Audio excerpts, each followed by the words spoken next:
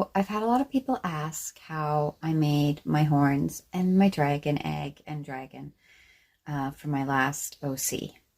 So these are the horns that we're questioning, and my little dragon and dragon egg.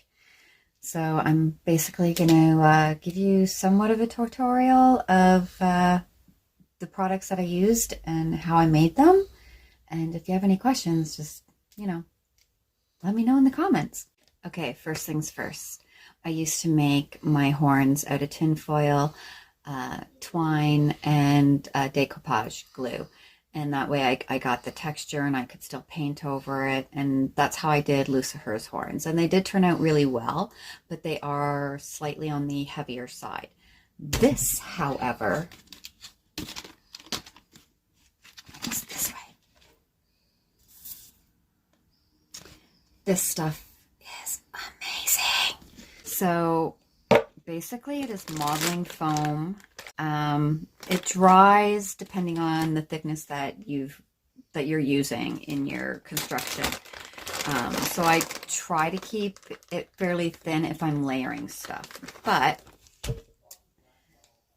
this is what it is. And when it's like this thin, like the stringy thing, that'll dry within minutes. So in order to keep it pliable, I constantly have it moving in my hands.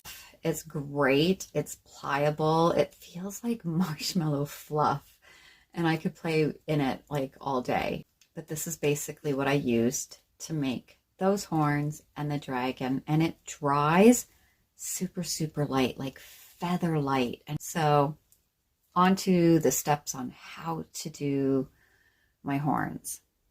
Here we go. So I don't really need any new horns right now, so I think what I'm going to do is kind of try to make a unicorn horn because I have not done one of those before, and I've got an idea to use it in a staff. I typically start out with just a flat piece of tin foil, and I basically just start rolling it. You've got this like tunneled shape, and that is the base of your horn. So there's my basic shape of my horn. So what I also like to do, because I glue my horns directly into my wigs, I make a little base at the bottom. So I open the bottom up like that. So we've got a hole. It's not flat because I'm going to actually put a little bit of modeling foam in there and make the base that I use to secure into the wigs. This is one I did earlier, just to give you an idea of how to shape horns. So if you wanted to do like the flying dragon kind of shaped horn, you literally just have to mold it into the shape that you want. If you wanted a ram's horn, it's just a matter of manipulating it so that you can get like a ram's horn. Okay, so I've taken my first great big clump of molding foam, and like I said, it's super, super pliable. So what I do is I get it as thin as I want to be working with. I don't need anything too thick. Basically, I get it as flat as I want. And this is not the way I did those ones. I did it kind of the same, and then I just cut out squares and wrapped it around the tinfoil so I had the seam at the bottom. But I don't want a seam in this horn. I want this horn to be kind of swirly going up. So like I said, I've not done these before, this type of horn. So this is going to be a trial and error. So I'm actually going to cut out strips of this. So the idea I had for these horns, I wanted it like a unicorn horn with the wraparound kind of feel. So that's kind of what I'm going to try to go for. So if I start at the base and I start wrapping it around, I can pull it as I go.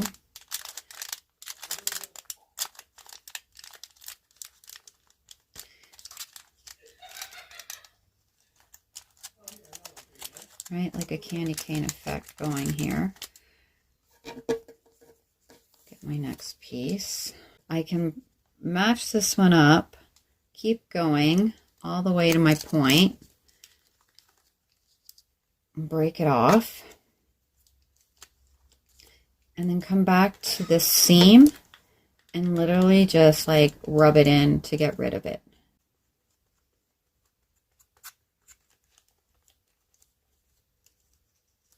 Okay, so there's our first little layer on. So this one, I'm going to start in basically the same spot, but just opposite. And I kind of want it going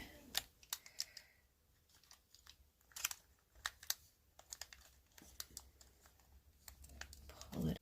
Oh, actually, I won't need to because I can use this piece, so I won't need to get any more out. Now, with these seams, I don't want to get rid of them. I just want to flatten it down.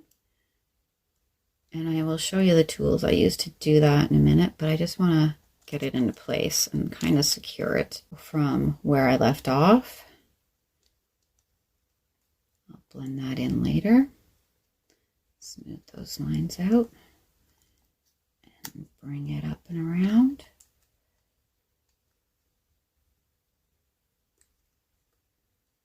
Do a little twist and a pinch.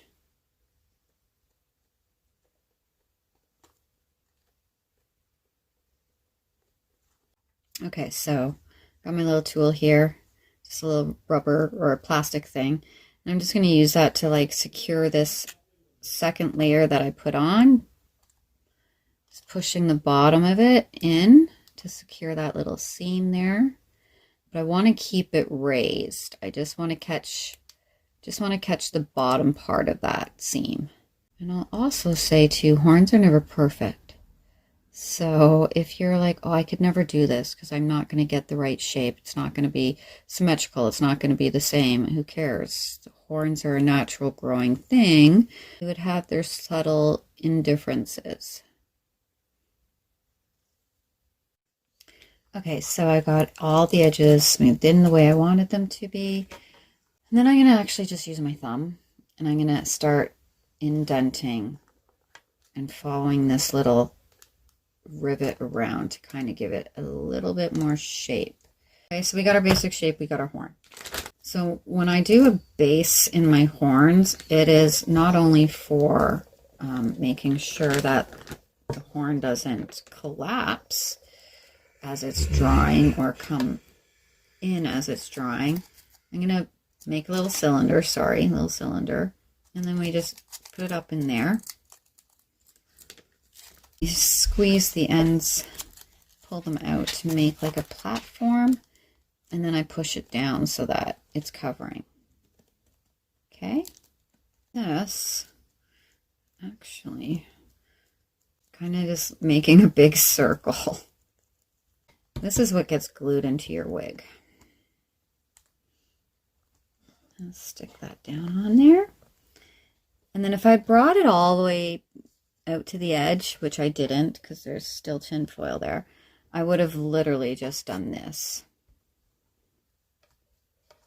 Pinched it down. I don't want any comments on what this looks like standing erect. I have to grab a little bit here for a little patchwork because I didn't have it down all the way, but that's fine because we're going to buff it all out anyways when we sand. We have the horn. So if this was to go in my wigs, this bottom part is what I glue down and put there. That's as far as we can go tonight because it has to dry before I can start in on the sanding and painting process. Perfect.